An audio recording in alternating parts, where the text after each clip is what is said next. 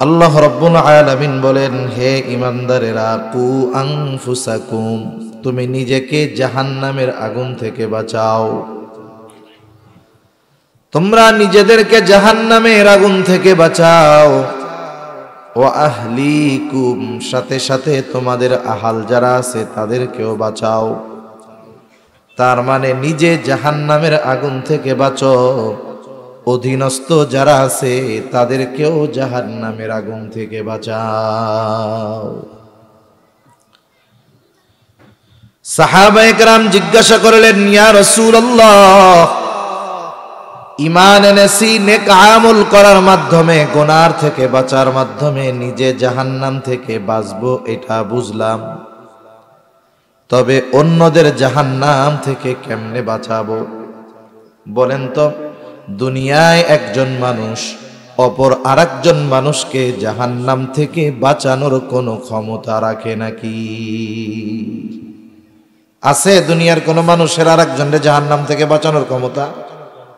নাই। কিন্তু আমাদের দেশের কিছু পীর সাহেবদের আছে। আপনাদের এলাকায় এরকম পীর মনে হয় নাই, অন্যান্য অনেক জায়গায় আছে।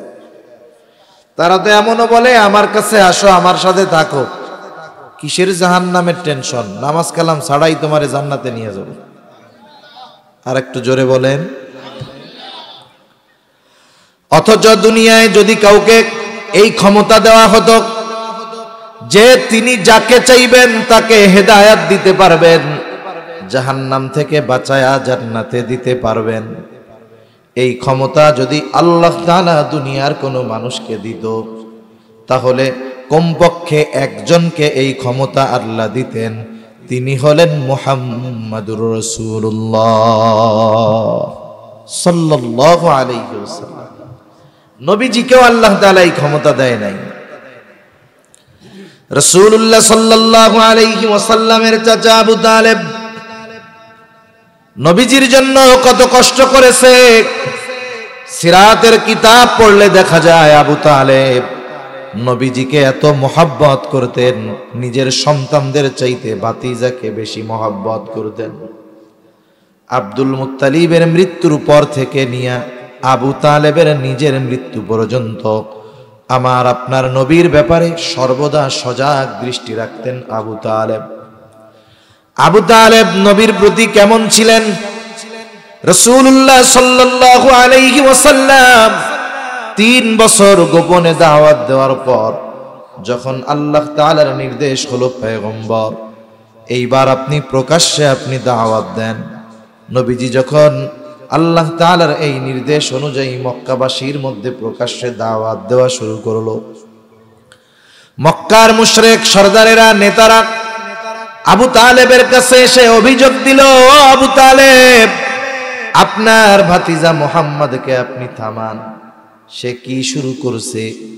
ভাইয়ের সাথে ভাইয়ের সম্পর্ক নষ্ট করে দিচ্ছে, মায়ের সাথে মেয়ের সম্পর্ক নষ্ট হয়ে যাচ্ছে, ছেলের সাথে বাবার সম্পর্ক নষ্ট হয়ে যাচ্ছে। সে মানুষদেরকে বাপ দাদার ধর্ম ছেড়ে নতুন এক ধর্মের দিকে আহ্বান করতেছে। ও আবু তালেব, আপনি যেহেতু আমাদের শ্রদ্ধার পাত্র, বয়োবৃদ্ধ একজন নেতা, আপনার কাছে আমরা জানায় গেলাম, আপনি আপনার ভাতিজাকে তার কাছ থেকে থামান। আবু তালেব আবু জেহেল উতবা সাহেবাকে কিছু বুঝায় পাঠায় দিল, নবীজিকে কিছু বললেন না। নবীজিও তার দায়িত্ব যথাযথভাবে পালন করতেছে। আবু জেহেল যখন দেখছে না মুহাম্মাদের তো কোনো পরিবর্তন নাই, তাইলে মনে হয় আবু তালেব কিছু বলে নাই। এইবার আর আবু জেহেল একা আসে নাই, আশেপাশের সব গোত্রের গোত্রপতি সর্দারদেরকে নিয়ে আবু তালেবের কাছে আসছে আবু জেহেল। আবু জেহেল এসে বলে, ও আবু তালেব, আজকে আমি একা আসি নাই, আশেপাশের সব গোত্রের সর্দারেরা আমার সাথে আপনার কাছে আসছে। আমরা আপনাকে জানায় দেই, আপনার ভাতিজা যেই কাজ করতেছে ওই কাজ থেকে যদি সে বিরত না হয়, আমরা সব গোত্র মিলে সম্মিলিতভাবে আপনার ভাতিজার বিরুদ্ধে ব্যবস্থা নিব। এইবার আবু তালেব একটু চিন্তিত হয়ে গেছে। যে না জানি মুহাম্মদ কোন বিপদে পড়ে যায়। আবু তালেব চোখের মধ্যে ঘুম নাই, চিন্তা পেরেশানি, পায়চারি করতেছে আবু তালেব। গভীর রাত, নবীজি দাওয়াতি কাজ শেষ করে বাসায় ফিরলেন, বাড়িতে ফিরলেন। আবু তালেব ডাক দেয়, ও ভাতিজা মুহাম্মদ এদিকে আসো। নবীজি চাচার ডাকে চাচার কাছে গেলেন। আবু তালেব বলে, ও মুহাম্মদ, তুমি যা করতেছো সেই বিষয় থেকে কি একটু বিরত থাকা যায় না? আমি তো তোমার ব্যাপারে বড় চিন্তিত, তোমার ব্যাপারে বড় শঙ্কিত। আজকে আমার কাছে আরবের আশেপাশের সব গোত্রের গোত্রপতিরা আসছে তোমাকে এই বিষয়টা বলার জন্য। আমি তো তোমার ব্যাপারে চিন্তিত আছি, ভীত আছি। স্বাভাবিক, আপনজন প্রিয়জনের যদি কোনো বিপদের আভাস থাকে, আভাস পাওয়া যায়, অপর আত্মীয় অপর প্রিয়জন চিন্তিত হয়, ভয় পায়, টেনশনে থাকে। অনেক সময় সন্তান একটা ভালো কাজ করবে, বলেন তো ভালো কাজ করতে গেলে এই দুনিয়ার মধ্যে বাধা আছে না নাই? যার ভালো কাজের পাওয়ার যত বেশি তার বিপদ তত বেশি। যার ভালো কাজ যত বেশি তত বিপদ বেশি। এই যে দেখেন না, ওলামায়ে কেরাম জেলখানার মধ্যে, বলেন তো চুরি কইরা জেলখানায় গেছে, দুর্নীতি কইরা বিদেশে 250 বাড়ি বানায়া জেলখানায় গেছে। কেন গেছে?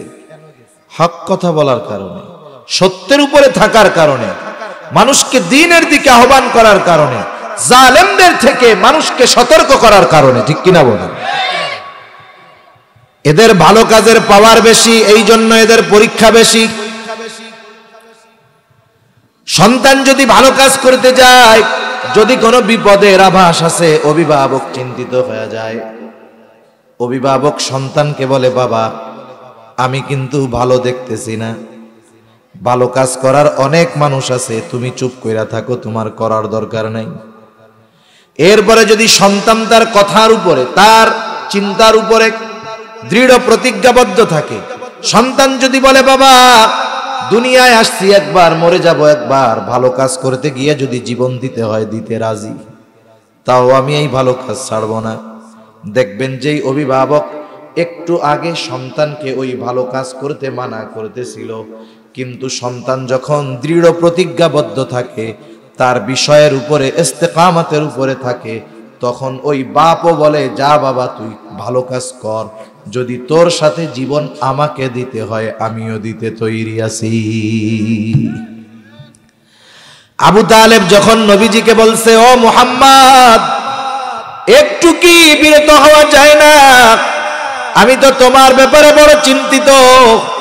তখন আমার আপনার নবী বলেন, নো চাচা আপনি শুইনা নেন, এ তো আরবের গোত্রের গোত্রপতিরা আমার বিরুদ্ধে চলে গেছে। এরা নয়, গোটা দুনিয়ার সব মানুষ যদি আমি মুহাম্মাদের বিপক্ষে চলে যায়, আমাকে আল্লাহ তাআলা যেই জিম্মাদারি দিয়েছে, যেই দায়িত্ব দিয়েছে, ওই দায়িত্ব থেকে এক কদম আমি মুহাম্মদ পিছনে হটব না। সব আমার বিপক্ষে চলে যাক, আল্লাহ তাআলা আমাকে যেই দায়িত্ব দিয়েছে আমি আমার দায়িত্ব পালন করে যাবই, যা হয় হোক। আবু তালেব বুঝতে পারল যে আমার ভাতিজা ছোটখাটো কোনো দায়িত্ব পালন করে না। আবু তালেব আগের অবস্থা থেকে ফিরে এসে বলতেছে, ও মুহাম্মদ আল্লাহ তাআলা তোমাকে যেই জিম্মাদারি দিয়েছে সেই দায়িত্ব তুমি, সেই কাজ তুমি চালায়া যাও। আমি বেঁচে থাকতে তোমার গায়ে আমি একটা কাঁটার আঁচড়ও লাগতে দিব না। চিন্তা কইরা দেখেন নবীজির ব্যাপারে আবু তালেবের কেমন অবদান ছিল। এই চাচা আবু তালেব জীবনের অন্তিম সময় অতিবাহিত করতেছে। আবু তালেবের শিয়রে মাথার কাছে মক্কার মুশরিক গোত্রপতিরা বসা। আবু তালেব জীবনের শেষ সময় অতিবাহিত করতেছে। চাচা এই অবস্থা ভাতিজা তো বুঝতেছে, ভাতিজা এটাও জানে আমার চাচা আমাকে যত মহব্বত করুক না কেন, আমি আমার চাচাকে যত ভালোবাসি না কেন, আমার চাচা যদি ঈমানহীন হয়ে দুনিয়া থেকে চলে যায়, তাহলে আমার চাচাকে জাহান্নাম থেকে বাঁচানোর ক্ষমতা আমার নাই। নবীজি খুব ভালো মতো জানে। নবীজি এবার চাচারে বলতেছে, চাচা আপনি শুধু বলেন লা ইলাহা ইল্লাল্লাহ, এতটুকু বলেন, বাকি বিষয়ের জন্য কিয়ামতের দিন আমি আল্লাহর কাছে আপনার জন্য সুপারিশ করব। ঐতিহাসিকেরা লিখে আবু তালেবের চেহারার মধ্যে এমন ভাব, এই বুঝি মুখ দিয়া বইলা দেয় কালিমা লা ইলাহা ইল্লাল্লাহ। আবু তালেবের মাথার কাছে বসা আবু জেহেল উতবা সাহেবা আবু তালেবের চেহারার এই অবস্থা দেখে আবু জেহেল বলে, ও আবু তালেব, মক্কার মানুষ আপনারে বড় সম্মান করে, শ্রদ্ধা করে, আপনি যদি মরার সময় বাপ দাদার ধর্ম ত্যাগ করে মুহাম্মাদের ধর্ম গ্রহণ করেন, বাপ দাদার ধর্মের মুখে যদি চুনকালি দিয়া মুহাম্মাদের ধর্ম গ্রহণ করে দুনিয়া থেকে যান, মানুষ আপনারে কাপুরুষ বলবে। এইভাবে আবু তালেবকে তারা উত্তেজিত বানায়া দিল। আবু তালেবের নসিব বড় খারাপ, আবু তালেবের নসিব বড় খারাপ, কালিমা নসিব হলো না, দুনিয়া থেকে আবু তালেব চলে গেল। নবীজিও খুব ভালো মতো জানে, নবীজি খুব ভালো মতো জানে যে আমার চাচার কোনো উপায় নাই। চাচার মাগফিরাতের দোয়া করতেছে, আল্লাহ তাআলার পক্ষ থেকে নির্দেশ আসলো, আপনি এই মুনাফিক মুশরিক যারা আছে এদের জন্য মাগফিরাতের দোয়া করতে পারবেন না। স্পেশাল ভাবে আবু তালেবের বিষয় নিয়ে আল্লাহ তাআলা আয়াত নাজিল করলেন, ইন্নাকা লান তাহদি মান আহবাবতা ওয়ালাকিন্নাল্লাহা ইয়াহদি মান ইয়াশা। আপনি যাকে মহব্বত করেন, ভালোবাসেন, আপনি চাইলেই তাকে হেদায়েত করতে পারবেন না, হেদায়েত দিতে পারবেন না, বরং আল্লাহ তাআলা যাকে চান আল্লাহ তাকেই হেদায়েত দেয়। সুবহানাল্লাহ। তাহলে দুনিয়ার কোন মানুষ আরেকটা মানুষকে জাহান্নাম থেকে বাঁচানোর ক্ষমতা রাখে না। তাহলে আল্লাহ তাআলা বললেন, নিজে জাহান্নাম থেকে বাঁচো, অধীনস্থদেরকে বাঁচাও। তাহলে এর অর্থ কি হবে? উলামায়ে কেরাম, বুজুর্গানে দ্বীন, মুফাসসিরিনে কেরাম বলেন, এখানে উদ্দেশ্য হলো প্রত্যেকটা অভিভাবকের উপরে সন্তানদের কিছু হক আছে, অধীনস্থদের কিছু হক আছে।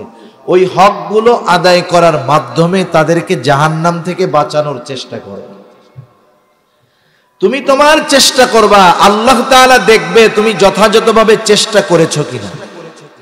তোমাকে জিজ্ঞাসা করা হবে তোমার চেষ্টার যদি কোনো ত্রুটি না থাকে তুমি বেঁচে গেলা, আর যদি চেষ্টার ত্রুটি থাকে, তোমার অধীনস্থ কেউ যদি জাহান্নামী হয়, কিয়ামতের দিন তোমার ওই অধীনস্থ ব্যক্তি তার জাহান্নামে যাওয়ার কারণ হিসাবে আল্লাহর দরবারে তোমার ব্যাপারে অভিযোগ দায়ের করবে। বলবে, আল্লাহ আমি জাহান্নামে যাওয়ার কারণ হলো, উনি আমার নামাজ পড়তে বলে নাই, আমাকে রোজা রাখতে বলে নাই, আমাকে পর্দার সাথে চলতে বলে নাই, যদি বলতো আমি তো করতাম। সেই জন্য মুসলমান ভাইরারে আমার, দুনিয়াতে অনেক মানুষ আছে ভালো আবেদ, ইবাদতের অভাব নাই, কিন্তু নিজের অধীনস্থ দ্বারা যারা আছে এদেরকে দিন শিখায় নাই, দিনের ব্যাপারে যেই হকগুলো ছিল সেগুলো তারা আদায় করে নাই। আল্লাহ না করুন কিয়ামতের দিন হয়তো অনেক আবেদ, অনেক দুনিয়ায় সৎকর্মশীল ব্যক্তি শুধুমাত্র অধীনস্থদেরকে দিন না শেখার কারণে আসামির কাঠগড়ায় দাঁড়াতে হবে। এখন আসেন তাইলে আমরা জানি অধীনস্থদের ব্যাপারে আমাদের কি করণীয়। খলিফাতুল মুসলিমিন হযরত ওমর রাদিয়াল্লাহু তাআলা আনহুর কাছে এক লোক একদিন এসে অভিযোগ দায়ের করতেছে, ও খলিফাতুল মুসলিমিন, আমার সন্তান আমার হক আদায় করে না। হযরত ওমর রাদিয়াল্লাহু তাআলা আনহু জিজ্ঞাসা করেন, কোথায় তোমার সেই সন্তান? বলে, আনি নাই, আগামীকাল নিয়ে আমার কাছে আনবা, আবার আসবা। পরের দিন লোকটা তার সন্তান সহ খলিফাতুল মুসলিমিন ওমর রাদিয়াল্লাহু তাআলা আনহুর কাছে হাজির। হযরত ওমর রাদিয়াল্লাহু তাআলা আনহু ছেলেটাকে জিজ্ঞাসা করে, কি ব্যাপার, তুমি নাকি তোমার মা বাবার হক আদায় করো না, কারণটা কি? ছেলেটা এবার পাল্টা প্রশ্ন করতেছে, খলিফাতুল মুসলিমিন, হক কি শুধু সন্তানের কাছেই মা বাবা পায়? কোন সন্তান কি তার অভিভাবকের কাছে কোনো হক পায় না? পাল্টা প্রশ্ন করছে। ওমর রাদিয়াল্লাহু তাআলা আনহু তখন কয়েকটা হকের কথা বলছেন। এক নম্বরে তিনি বলছেন প্রত্যেকটা সন্তান তার পিতার কাছে এক নাম্বার হক পায় হলো একজন দিনদার মা। বলেন তো, দিনদার মা আগে হয় নাকি সন্তান আগে হয়? মা আগে হয়। মুসলমান আমাকেও আগে মা হয়, এরপরে সন্তান হয়।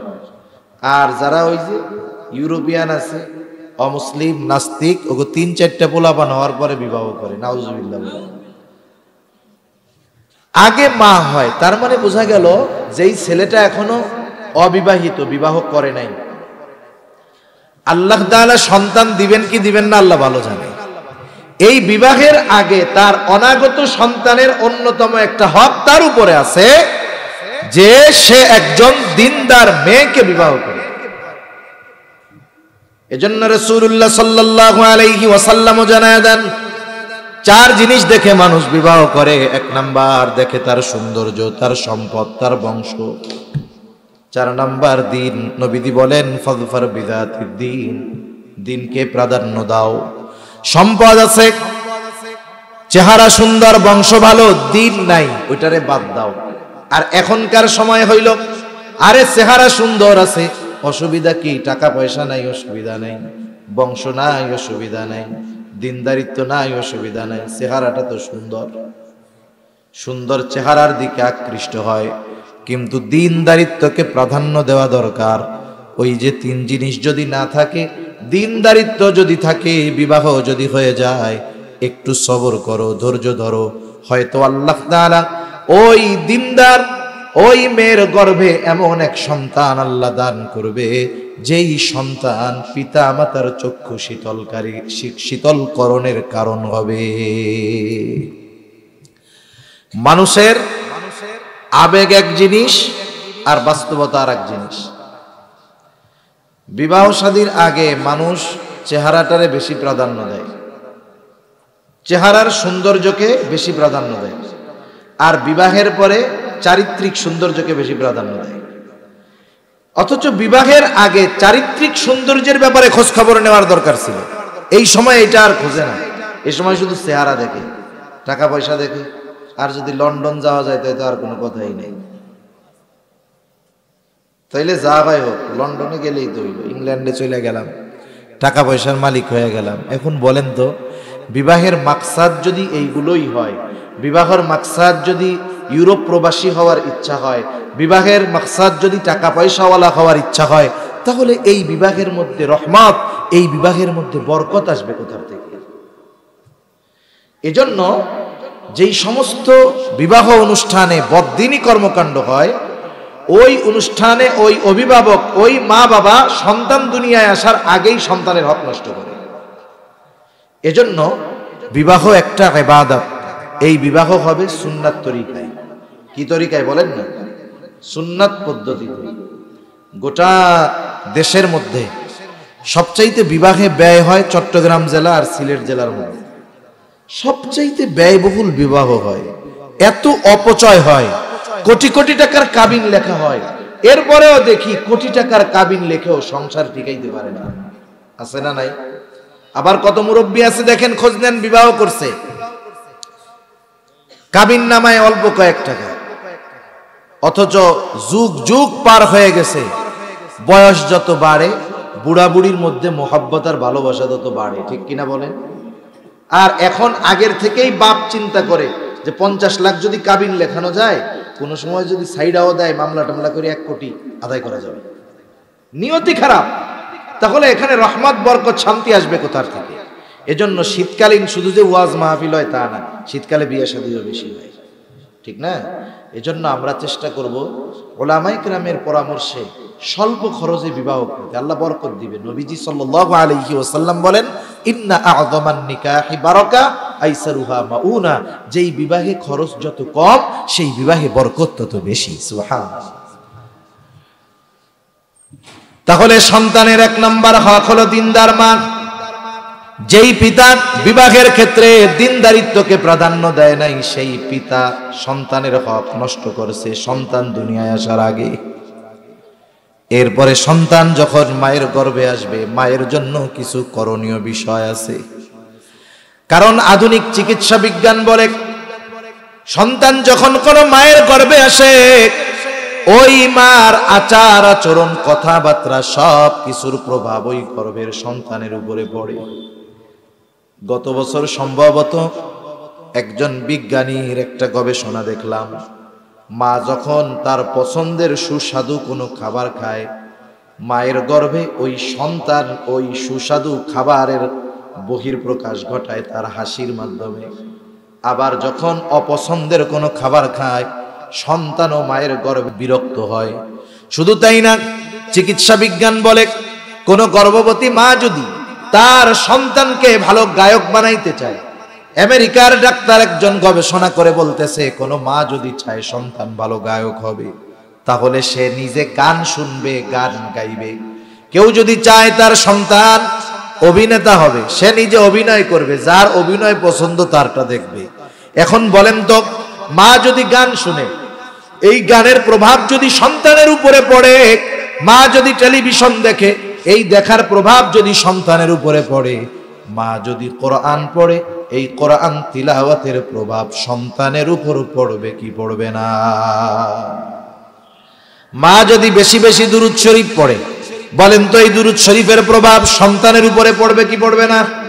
কিন্তু আফসোস, আধুনিক জামানা, এখন চিন্তা করে সন্তান গর্ভে আসছে, 8-9 মাস ঘরে থাকতে হবে, স্বামীকে বলে বড় মোবাইল কিনা দাও, টেলিভিশন লাগায় দাও, ডিশের লাইট লাগায় দাও, নাইলে এত সময় কেমনে কাটাবো।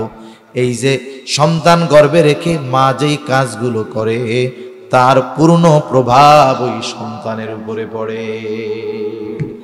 সেজন্য গর্ভবতী মা বোন যারা আছে, ওই সময় সব ইবাদত তো আর কঠিন না। বেশি নফল নামাজ পড়তে কষ্ট হয় বুঝলাম, ফরজ ওয়াজিব সুন্নাতে মুআক্কাদা ঠিক রেখে জবানের ইবাদত তো করা যায়, জিকির করা যায়, কোরআন তিলাওয়াত করা যায়, তাসবিহ তাহলিল পড়া যায়, ইস্তিগফার বেশি বেশি পড়া যায়, যতটুকু সূরা মুখস্থ আছে এগুলো পড়া যায়। এভাবে যদি সে তার সময় কাটায়, ওই ইবাদতের পূর্ণ প্রভাব গর্ভের সন্তানের উপরে পড়ে। সুবহানাল্লাহ।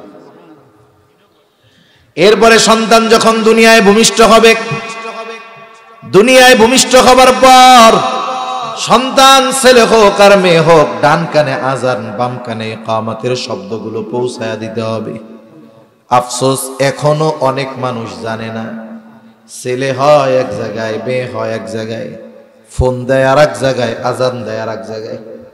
মনে করেন এক জায়গায় একজনের একটা ছেলে হয়েছে, ছেলের বাপ আছে লন্ডন, ফোন দিছে, ফোন দিতে তো আর টাইম লাগে না, ফোন দিছে, কি খবর? বলে আনন্দের সংবাদ, আলহামদুলিল্লাহ, আল্লাহ তাআলা আমাদের একটা ছেলে দিচ্ছে। বেটা লন্ডন থেকে তো খুশি। এখন ছেলে যখন হয়েছে রাত বাজে 3টা, লন্ডন থেকে সে আবার মসজিদের মুয়াজ্জিনরে ফোন দিছে।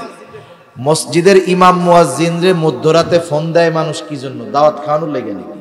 কেউ যদি মরে ওই সময় ফোন দেয় যে তাড়াতাড়ি আসো, মরছে, লাশটা তাড়াতাড়ি বাইর করো। এখন মুয়াজ্জিনরে ফোন দেওয়ার সাথে সাথে মুয়াজ্জিন ফোন ধরে কই, ভাই মরছে কেডা? মুয়াজ্জিন কইব মরছে কেডা? এখন এখান থেকে বলে, আরে মেয়ে কেউ মরে নাই, আমার একটা ছেলে হয়েছে, সুসংবাদ, আপনি একটু আজান দিয়ে দেন। আজান দিতে হবে কোথায়? বাচ্চার ডান কানে আজান, বাম কানে ইকামত। এখন মনে করেন ওখানে কোনো পুরুষ নাই, নারীরাই আস্তে আস্তে ডান কানে আজানের শব্দগুলো, বাম কানে ইকামতের শব্দগুলো পৌঁছায় দেয়। এটা হলো কাজ। অথচ আজান দেওয়ায় আর এক জায়গায় জোরে জোরে।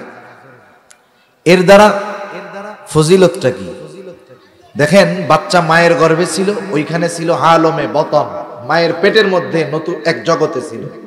সে দুনিয়ায় আসলো নতুন আর এক জগতে, আলমে দুনিয়ায়। এই দুনিয়ায় পদার্পণের পর দুনিয়ার কোন শব্দ তার কানে যাওয়ার আগে আল্লাহর বড়ত্বের খবর, বড়ত্বের আওয়াজ তার কানের মধ্যে পৌঁছায়া দেওয়া হয়। সেজন্য সন্তানের অন্যতম হক ডান কানে আজান, বাম কানে ইকামতের শব্দগুলো। এরপরে সন্তানের যখন 7 দিন বয়স হবে, সুন্দর একটা নাম রাখবে।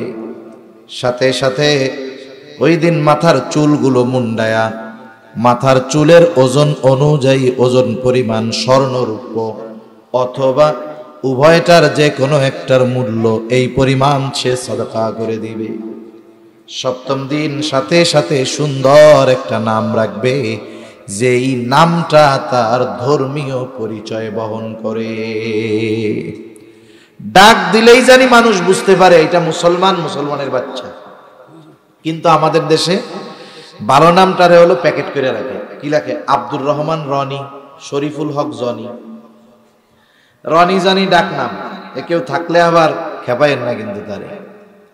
এই রনি জনি সুমন কল্লোল হিল্লোল এইসব নাম বলেন তো সব ধর্মে পাবেন। মুসলমান ধর্মে আছে, হিন্দু ধর্মে আছে, খ্রিস্টান ধর্মে আছে, বৌদ্ধ ধর্মে আছে। এখন এমন এক নাম রাখছে, ওই নাম শুই না বলা যায় না যে এটা মুসলমান নাকি অন্য কোনো ধর্মের। লক্ষ লক্ষ সাহাবায়ে কেরামের নাম আছে, নবীদের নাম আছে, কত সুন্দর সুন্দর অর্থবোধক নাম আছে। এইগুলা না রেখে এইসব নাম রাখে, এগুলো ঠিক না।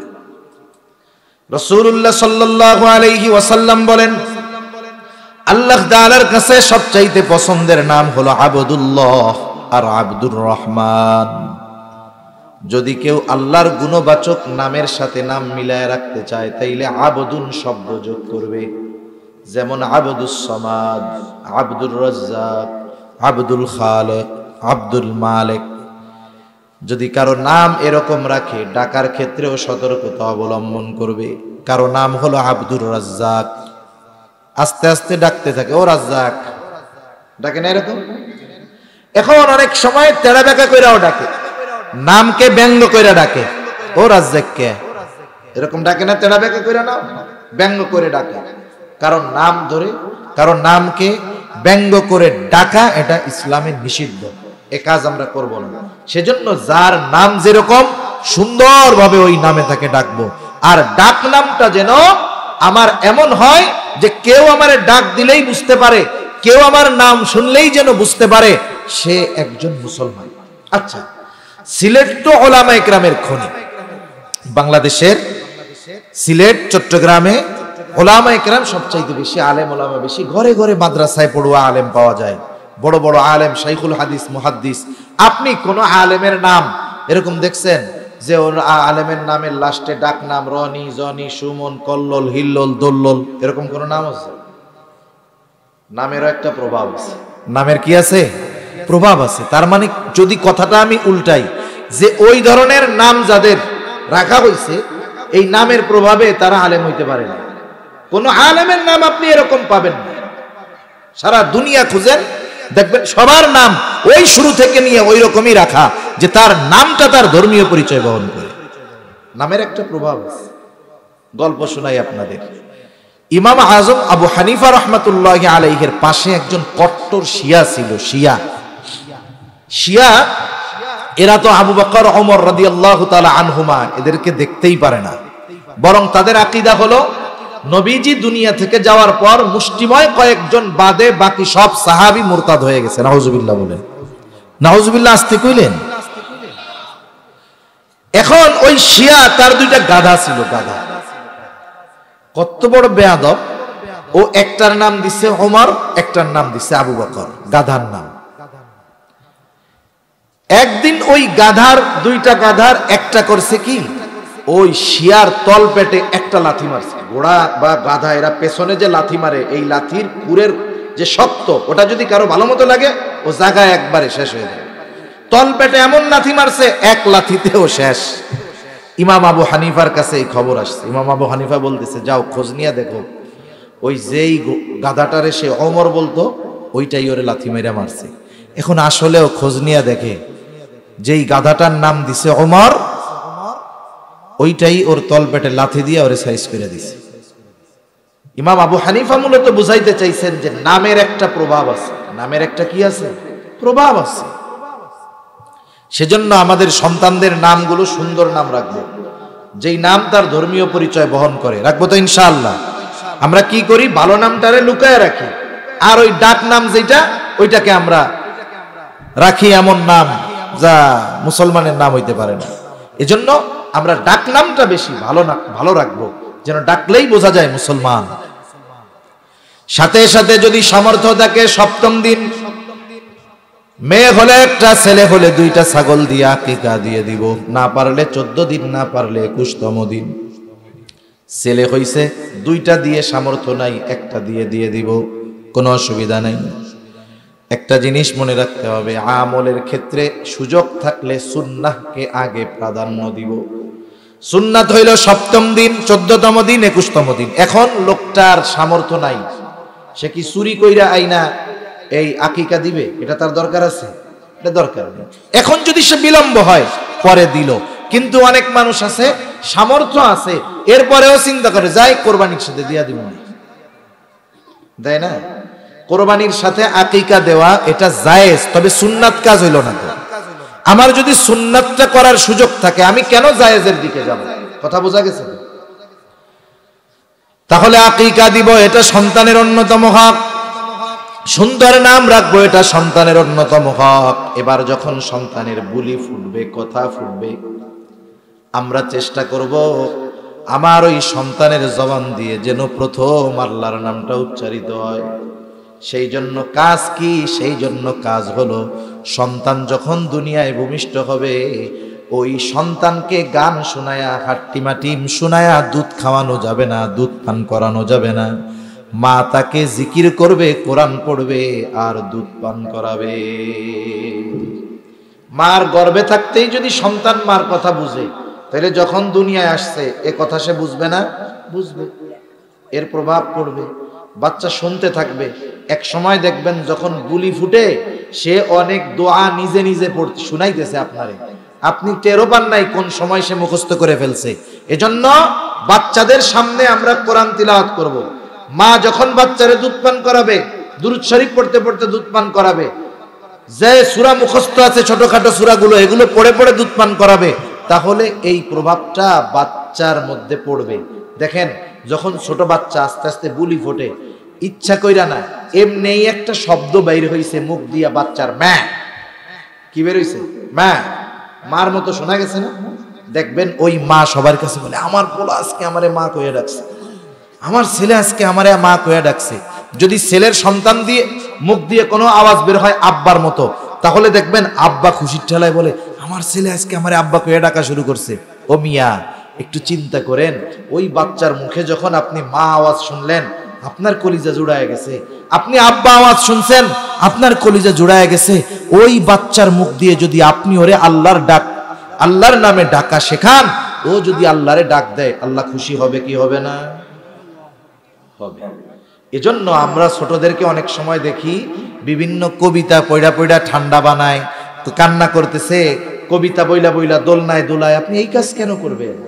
আল্লাহ তাআলা কত কিছু শিখায়া দিছে, এটার দ্বারা আপনি তাকে শান্ত বানান, ঠান্ডা বানান। এরপরে সন্তান যখন আর একটু বড় হবে, তার প্রাথমিক শিক্ষা দিবেন দ্বীনি শিক্ষা। হযরত ওমর রাদিয়াল্লাহু তাআলা আনহু ওই ছেলেটার জবাবে যেই কথাগুলো বলছে, যে সন্তানের অন্যতম হক, সন্তান যখন বুঝতে শিখবে, তার পিতা তাকে দ্বীনি শিক্ষা প্রদান করবে। আফসোসের ব্যাপার, আজকে আমাদের সাধারণ শিক্ষা ব্যবস্থা থেকে দ্বীনকে উৎখাত করার সর্বোচ্চ প্রচেষ্টা চলতেছে, ঠিক কিনা বলেন? এই সবের আলোকে যদি আপনি গোটা শিক্ষা ব্যবস্থাকে ভাগ করেন, তাহলে শিক্ষা হয় দুই ভাগে বিভক্ত। একটা হলো জাগতিক শিক্ষা, আর একটা হলো দ্বীনি শিক্ষা বা ধর্মীয় শিক্ষা। জাগতিক শিক্ষা হয় দুই প্রকারের, একটা হলো জাগতিক কল্যাণকর শিক্ষা, আর একটা হলো জাগতিক তবে অকল্যাণকর শিক্ষা। যদি দুনিয়াবী শিক্ষা ব্যবস্থায় জাগতিক কল্যাণকর শিক্ষাই যদি শুধু থাকতো, আমাদের কোনো আপত্তি নাই।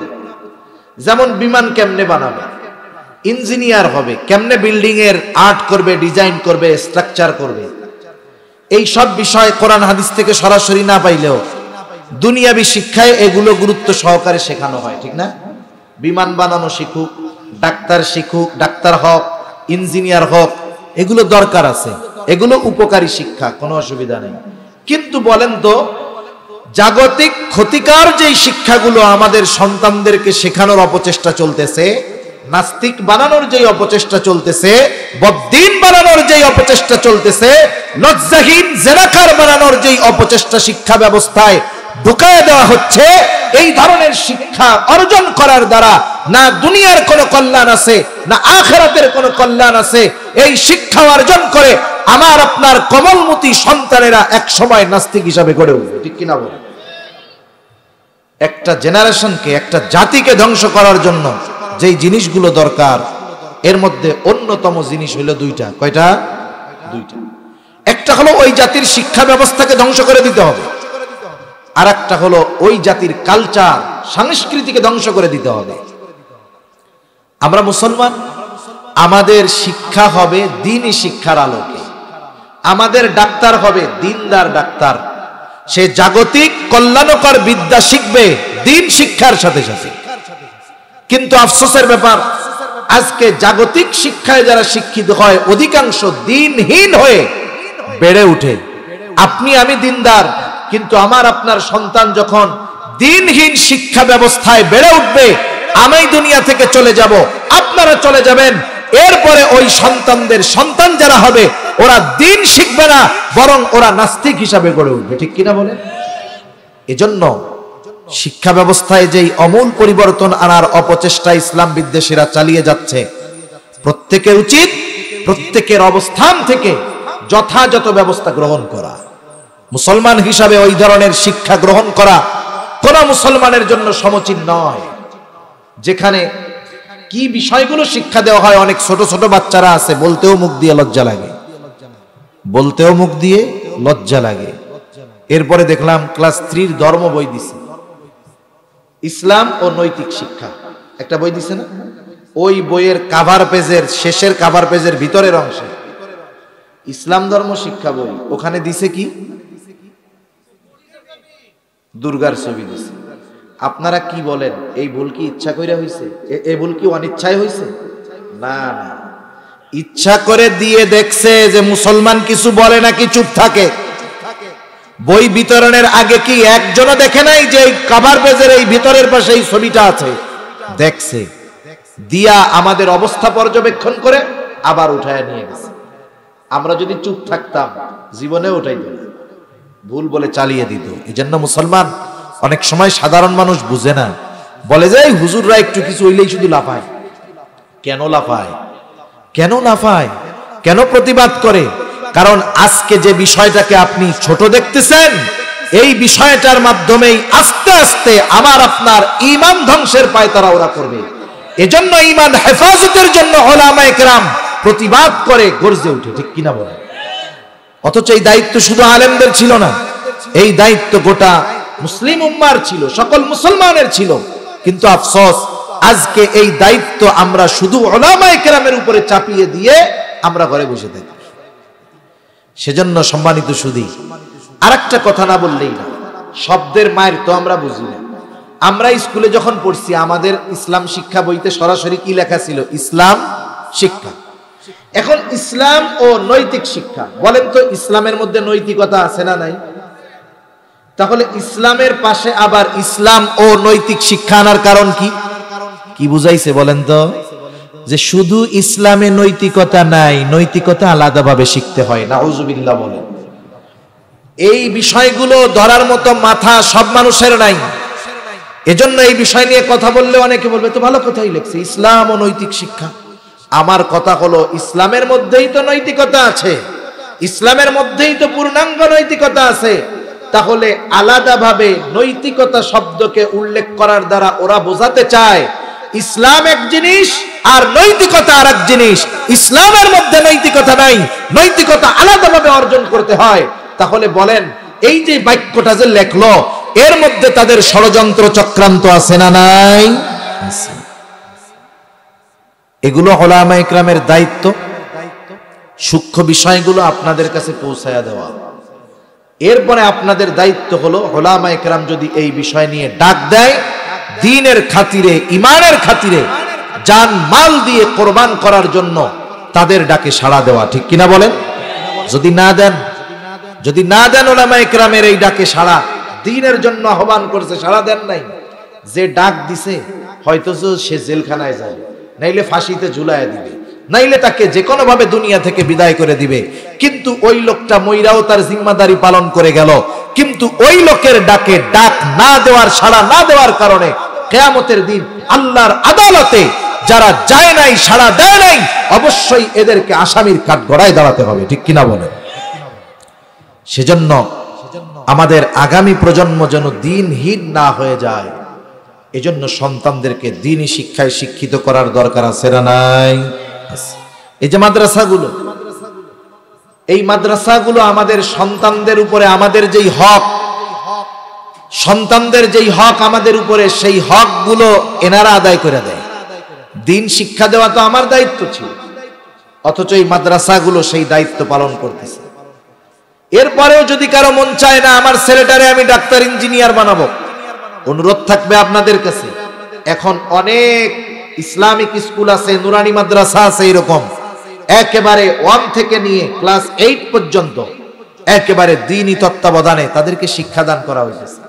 নুরানি মাদ্রাসাগুলোই একটা ছেলে যখন 3-4 বছর পড়ে কোরআনুল কারীমের প্রায় 2 পারার মতো মুখস্থ হয়ে যায়, গোটা কোরআন সহি শুদ্ধভাবে সে পড়তে পারে, দ্বীনের উপরে চলার জন্য যা কিছু দরকার সব তার আয়ত্তে চলে আসে, এবং সে আরেকজনকে শেখানোর মতো যোগ্যতা অর্জন করে।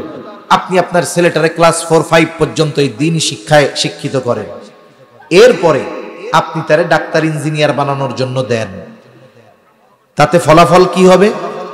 এই কচি কোমলমতি শিশুটার প্রাথমিক শিক্ষা দ্বীনি শিক্ষা হওয়ার কারণে ওই বদ্দীনি শিক্ষার প্রভাব তার উপরে আশা করি পড়বে না। ঠিক কিনা বলেন? আচ্ছা বলেন তো, আপনাদের এলাকায় আগে আমরা দেখছি মানুষ কিন্তু মাটির পাতিলে রান্না করতো, দেখছেন? মাটির পাত্রে খাইতো। এই মাটির তৈজসপত্র যারা বানায় আপনাদের এলাকায় তাদের কি বলে? কুমার বলে। কুমার। দেখবেন কুমারের কিন্তু অনেক মেশিন টেশিন থাকতো না, বড় একটা চাকা থাকতো। এইবার সে মাটিটাকে ভালো মতো প্রসেস করে নরম বানায়া ওই চাকার উপরে মাটির চাকটা রাখতো, এরপরে চাকাটারে ঘুরাইতো হাত দিয়া। ওই সময় মোটর টটর কিছুই ছিল না। এইবার ও ঘুরাইতো আর ওই মাটিটাকে হাতের নৈপুণ্যতার মাধ্যমে কোনো মাটিরে বানাইতো গ্লাস, কোনোটা দিয়া বানাইতো জগ, কোনোটা দিয়া বানাইতো প্লেট, কোনোটা দিয়া বানাইতো পাতিলা। কত সুন্দর সুন্দর জিনিস সে বানাইতে পারতো। কেন পারতো বলেন তো? তার যোগ্যতা ছিল কি ছিল না? ছিল। যতই যোগ্যতা থাক, মাটিটা যদি একটু শক্ত হইতো, যোগ্যতা কাজে লাগতো? কাজে লাগতো না। এখন ওই কুমার মনে করেন একটা পাতিল বানাইছে, পাতিল বানানোর পরে ওইটারে রোদ্রে শুকাইছে, এখন ওইটারে পুড়ায় ফেলছে, এখন মজবুত হয়ে গেছে না? বলেন তো, ওই পাতিলটাকে দুনিয়ার কোনো মানুষ আছে যে ওই পোড়ানো পাতিলটাকে গ্লাস বানায় ফেলবে? পারবে? ভাঙা ফেলতে পারবে, তবে পাতিল থেকে পরিবর্তন করতে পারবে না। আপনার আমার সন্তানের দ্বীনি শিক্ষা যদি তার ভিত্তিমূলক শিক্ষা হয়, ওই শিক্ষার উপরে যদি সে বড় হয়ে উঠে, ও যেই পরিবেশেই যাক না কেন, হাজারো নাস্তিক মিলে ওই বাচ্চাটাকে নাস্তিক বানাতে পারবে না। এজন্য আপনারা ওয়াদাবদ্ধ হন যে আমাদের সন্তানদের প্রাথমিক শিক্ষা আমরা দ্বীনি শিক্ষা শিক্ষিত করব, মাদ্রাসায় দিব, এরপরে যা করার করব। যেমন ওই বাচ্চারা যখন ক্লাস 5 পর্যন্ত পড়বে, ও ওই পোড়া পাতিলের মতো হয়ে যাবে। ওই পাতিল আর কখনো জগ হবে না, গ্লাস হবে না, পাতিলকে ভেঙে ফেলা যাবে, তবু পাতিলকে অন্য কিছু বানানো যাবে না। ক্লাস 5 পর্যন্ত যদি সে মাদ্রাসায় পড়ে, নুরানি মাদ্রাসায় পড়ে, দ্বীনের ব্যাপারে সে এতটা পরিপক্ক হবে, ওকে মেরে ফেলা যাবে, তবু ওকে নাস্তিক বানানো যাবে না। ঠিক কিনা বলেন? এ দায়িত্ব যদি আপনি পালন না করেন, একেবারে শিশু থেকে কিন্ডার গার্ডেনে হাট্টিমা টিম টিম তারা মাঠে পাড়ে ডিম, এইগুলা শিখতে দিয়া দেন, আল্লাহ না করুন ওই সন্তান যদি দ্বীনহীন হয়, আল্লাহ না করুন, আর ও যদি জাহান্নামী হয়, আর আপনি যদি জামানার শ্রেষ্ঠ আল্লাহর ওলিও হন, সন্তানের হক নষ্ট করার কারণে কিয়ামতের দিন ওই সন্তান আপনার বিরুদ্ধে আল্লাহর আদালতে অভিযোগ দায়ের করবে। সেজন্য সন্তানের অন্যতম হক সন্তানকে দ্বীন শেখানো, কোরআন শেখানো। এরপরে সন্তানের অন্যতম হক, সন্তানের বয়স যখন 7 বছর, নামাজের জন্য আদেশ করতে হবে। 10 বছর বয়স যখন হবে, নামাজ না পড়লে প্রহার করতে হবে, বিছানাটাকে আলাদা করে দিতে হবে। কি বলেন? সন্তান যদি মাদ্রাসায় পড়ে, 7 বছর বয়সে তাকে নামাজের আদেশ করা লাগবে না, 7 বছর বয়সে সে পাক্কা নামাজি হয়ে যাবে। আমি জানি না আপনাদেরকে কোনো প্রদর্শনী দেখাইছে কিনা। প্রদর্শনী হয়েছে, প্রদর্শনী দেখছেন। আমার তো মনে হয় ছোট বাচ্চারা প্র্যাকটিক্যালি যেই আমলগুলো দেখায়, অনেক যুগ পার হওয়া নামাজি ওদের মতো ওই রকম নামাজ পড়তে পারবে না, ঠিক কিনা বলেন? এটা কেন হয়েছে? দিন শিক্ষার কারণে। 4-5 বছরের বাচ্চার নামাজের অবস্থা দেখলে আমাদের লজ্জা লাগে। আরে কত সুন্দর ইতমিনানের সাথে খুশু খুজুর সাথে নামাজ পড়তেছে। বলেন তো, যেই বাচ্চাটা 4 বছর থেকে নামাজ পড়তেছে জামাতে, ওরে কি 7 বছর বয়সে নামাজের লেগে আদেশ করা লাগবে? ও তো 7 বছরে পাক্কা নামাজি হয়ে যাবে। সন্তান গড়ার সুযোগ আমাদের আছে, কিন্তু অবস্থা হলো দুনিয়ার লোভ, দুনিয়ার চিন্তা আমাদেরকে সন্তানদের দিন শিক্ষা থেকে বিরত রাখায়। আমরা চিন্তা করি ইংরেজি শিখবে বেশি, এরপরে বিদেশে দিতে হবে, এই করতে হবে, সেই করতে হবে। এভাবে আপনি সন্তানের আখিরাত নষ্ট করেন না। ওর আখিরাত যদি নষ্ট হয়, আপনি মনে করেন না যে আপনি আমি ছাড় পাইয়া যাব। সেই জন্য সন্তানকে নামাজের আদেশ করতে হবে, সাথে সাথে আল্লাহ তাআলার কাছে দোয়াও করতে হবে, রব্বি জাআলনি মুকিমাস সালাতি ওয়া মিন যুররিয়্যাতি রব্বানা ওয়া তাকাব্বাল দুআ। আর যদি সন্তান মাদ্রাসায় না পড়ুয়া হয়, যখন 6-7 বছর বয়স, আপনি মসজিদে নামাজ পড়তে আনায় অভ্যস্ত করেন, নিজেও আসেন, তাকেও নিয়ে আসেন। একেবারে ছোট যদি হয়, আপনি নফল নামাজগুলো বাসায় পড়েন, সুন্নাতগুলো বাসায় পড়েন, তাহলে কি হবে? ছোট বাচ্চা তার অভিভাবককে যেই কাজ করতে দেখে, কাজটা ভালো হোক আর মন্দ হোক, সন্তান কিন্তু বাবা মায়ের ওই কাজটাকে অনুকরণ করতে পছন্দ করে। আপনি নামাজে দাঁড়াইলেও আপনার সাথে এসে দাঁড়াবে, আপনার নাতিপোতা আছে নামাজে দাঁড়াবেন, ও আপনার সাথে এসে দাঁড়াবে, মনে করবে এটা ভালো কাজ। যখন একটু বড় হবে, আস্তে আস্তে মসজিদে আনায় অভ্যস্ত করেন। নাইলে কি হবে জানেন? এই বয়সে যদি মসজিদে না আনেন, বালেগ হওয়ার পর ওই যে পোড়া পাটি হয়ে যাওয়ার পরে ওইটারে আর পরিবর্তন করতে পারবেন না। এরপরে সন্তান যখন প্রাপ্তবয়স্ক হবে, ছেলে হোক আর মেয়ে হোক, অভিভাবকের দায়িত্ব বিবাহ দিয়ে দেওয়া। বিবাহ দেওয়ার দায়িত্ব কার? জোরে বলেন না, কার? অভিভাবকের দায়িত্ব। কিন্তু এখন এই দায়িত্ব অনেকে পালন করে না। অনেকে চিন্তা করে, এত কষ্ট করে পোলাপান মানুষ করছি, 10 বছর কামাই না খাইয়াই বিয়া দিয়ে দিন।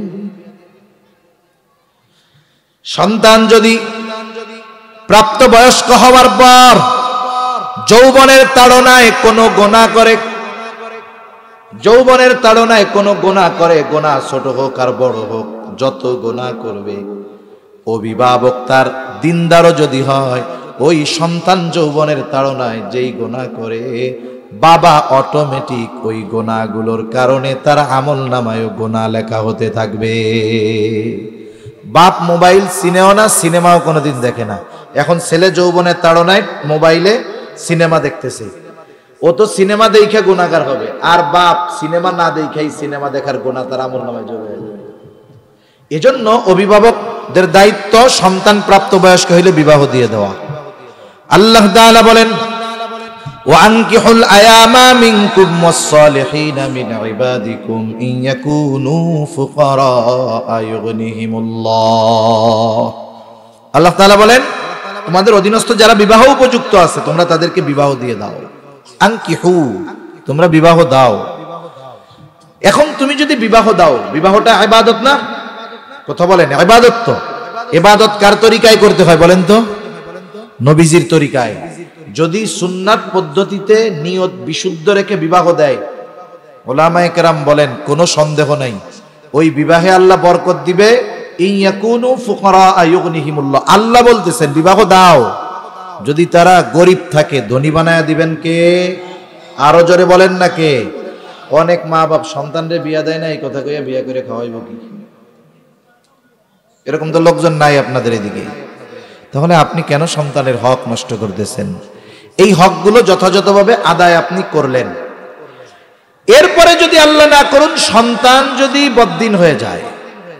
আবার দেখেন মেয়ের ক্ষেত্রেও বলার দরকার আছে, যখন তোমাদের কাছে কোনো ভালো সম্বন্ধ আসে, মানে ছেলেটা দিনদার, মুত্তাকি, পরহেজগার, সব দিক দিয়া ভালো, কিন্তু সম্পদ কম, এইরকম প্রস্তাব আসছে, নবীজি বলেন বিবাহ দিয়া দাও। যদি না দাও তাহলে সমাজের মধ্যে বিশৃঙ্খলা, অশ্লীলতা, এইগুলোর প্রসার ঘটে যাবে। এজন্য উচিত অনেক বাবা আছে সম্পদওয়ালা, মেয়ে আছে বিবাহ উপযুক্ত, ছেলেটার টাকা পয়সা কম কিন্তু দিনদার। ওই বাবা চিন্তা করে, হায় রে টাকা পয়সা নাই, আমার মেয়েরে বিবাহ দিব কেন? আরে ভাই, ওই দিনদার ছেলের হাতে তুলে দেন। হয়তো সে অল্প উপার্জন করে, টাকা পয়সা কম, কিন্তু ওই দিনদার ছেলের ঘরে গিয়ে আপনার মেয়েটা দুনিয়ার জান্নাতের দেখা পাবে ইনশাআল্লাহ। সেজন্য আমরা অনেক সময় মেয়েদের বিবাহের ক্ষেত্রে ছেলের দিনদারিত্বের আগে জিজ্ঞাসা করি কি চাকরি করে। যদি সরকারি চাকরি করে আর যদি ঘুষ নেওয়ার সুযোগ থাকে, আর কি, উরি বাবা, এটা সোনার হরিণ, যেমনে হোক বিবাহ দিতেই হবে।